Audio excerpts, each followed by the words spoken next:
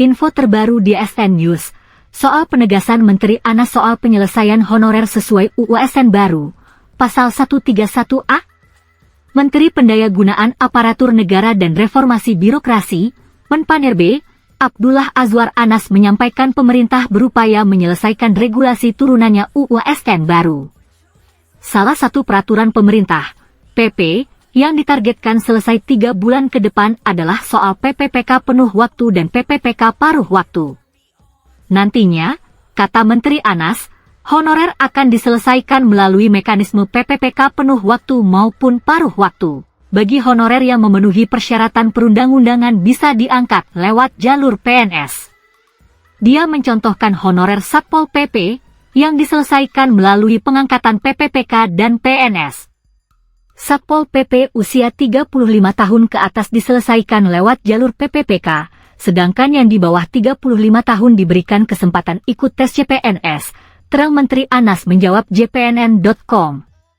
Dia menegaskan dalam penyelesaian honorer ini dilaksanakan sampai Desember 2024.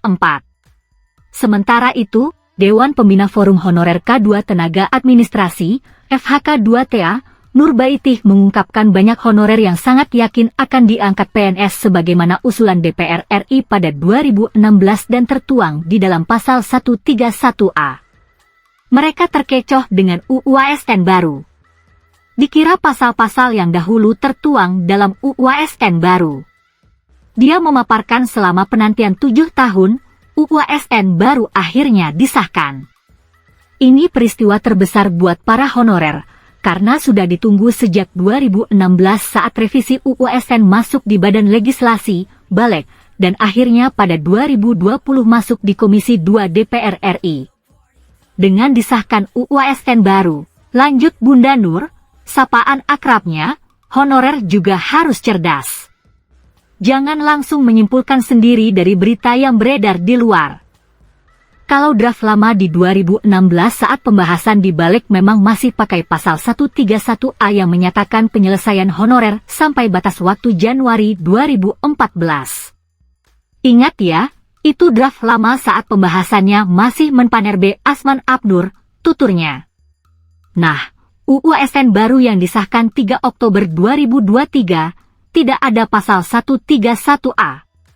Walaupun pasal tersebut dihapus, ujar Bunda Nur, pemerintah dan DPR RI mengakomodasi tenaga honorer di pasal 67 yang berbunyi bahwa tenaga non-ASN wajib diselesaikan penataannya paling lambat Desember 2024, dan jelas pengertian penataan itu adalah melalui tahapan seleksi verifikasi validasinya oleh lembaga berwenang, terangnya.